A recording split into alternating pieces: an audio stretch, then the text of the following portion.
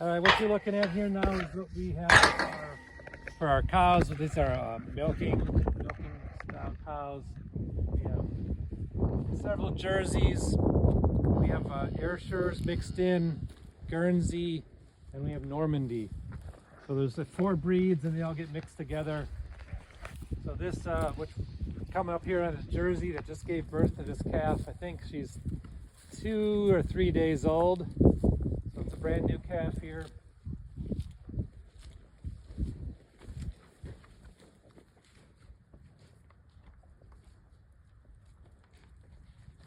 We've already had 4 calves this spring. So we're now milking 4 cows. There's 2 more pregnant. So we should expect 2 more calves. As we walk in here, these cows aren't aggressive. They just aren't going to let me walk up to them, so they're going to walk away. Trying to figure out which way they're going to sneak past us. Yeah, they're going past, so. Oh, we get to see them all. So these 4 right here are the ones we're milking. They have nice full udders. We milk once a day. We don't milk twice a day. We certainly could. It just on a homestead or the scale we're at, we don't have that capacity to do that twice a day. So. Hey there.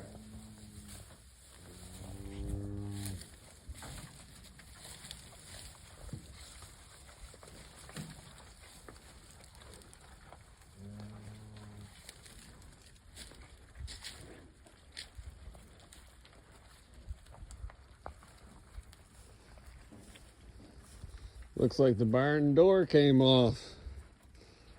Yeah, thanks to a bull. That's another whole story. This never ends, does it?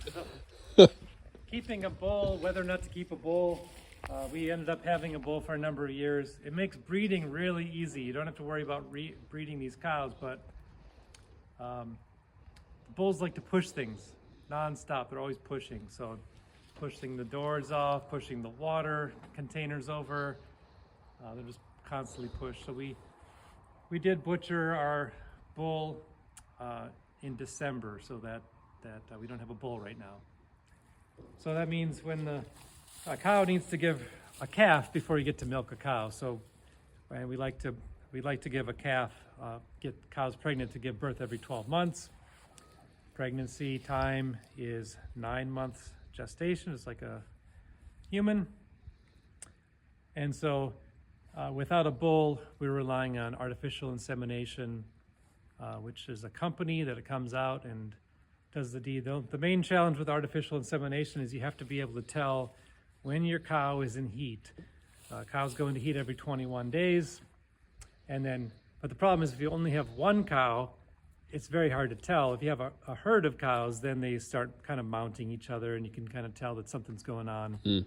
And they show more signs of heat because there's a herd interrelationship connectedness going on. But with 1 cow, you really are, it's very difficult to tell when to call the artificial inseminator to come in and do the deed. So hopefully we can be very observant this spring.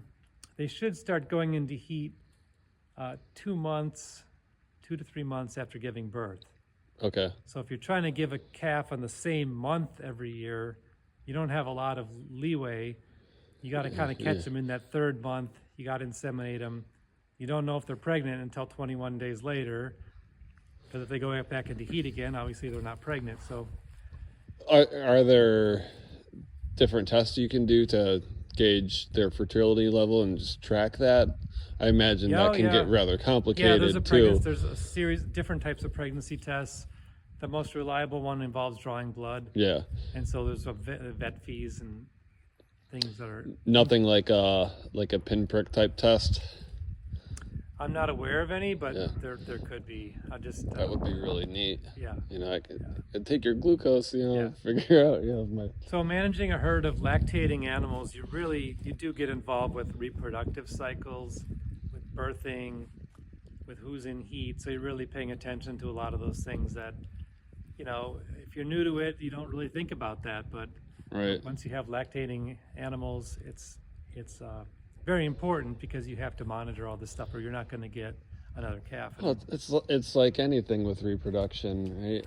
Oh, I didn't know that I need to leave my carrots in the ground the second year until I get seeds. Or how come my fruit tree didn't produce any fruit, didn't get pollinated? Why didn't it get pollinated? You know, and the nutrition with all of it too. Absolutely.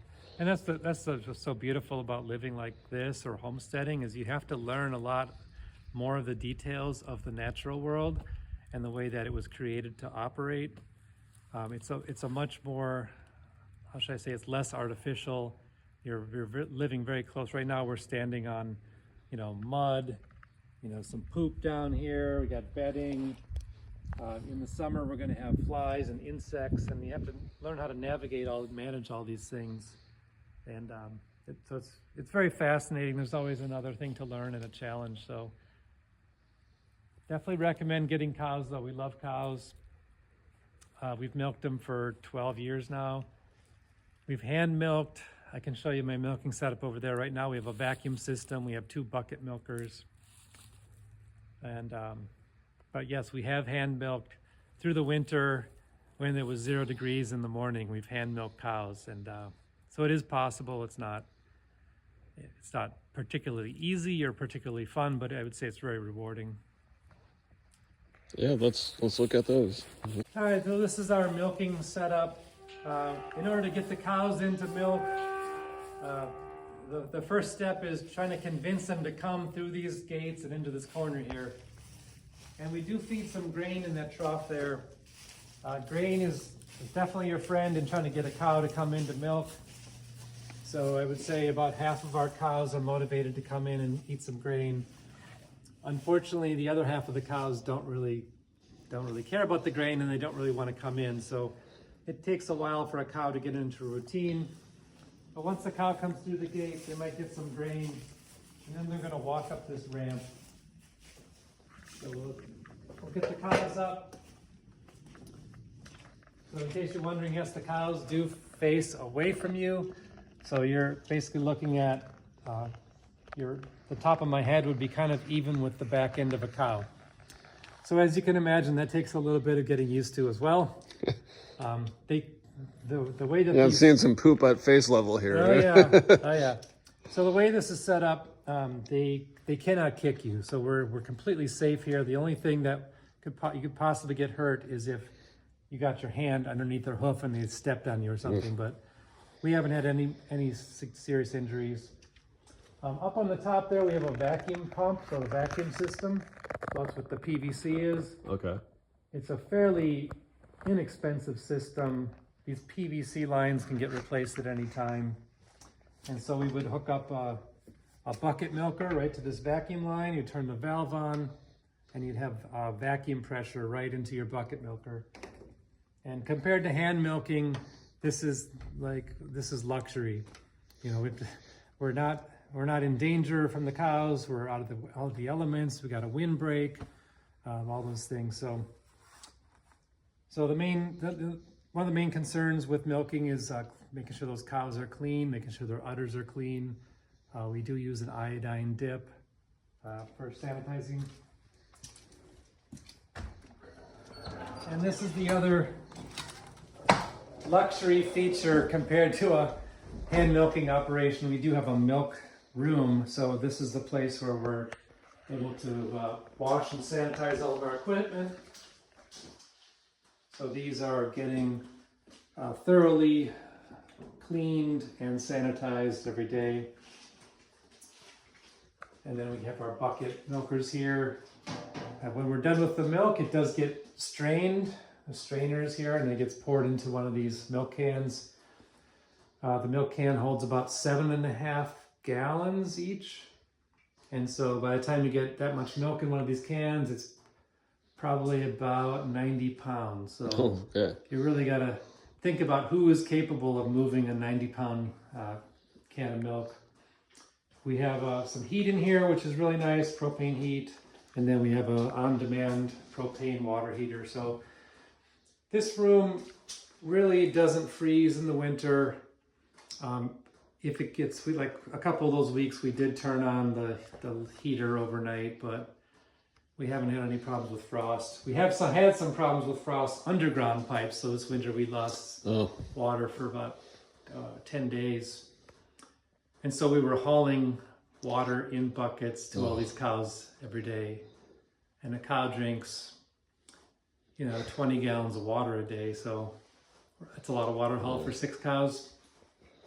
Yeah, I remember fresh out of college, I was working as a farmhand, and I just remember watching the bull come in, stick his face down in this bucket, and just watching the water level drop by inches within a matter of like a minute. Yeah.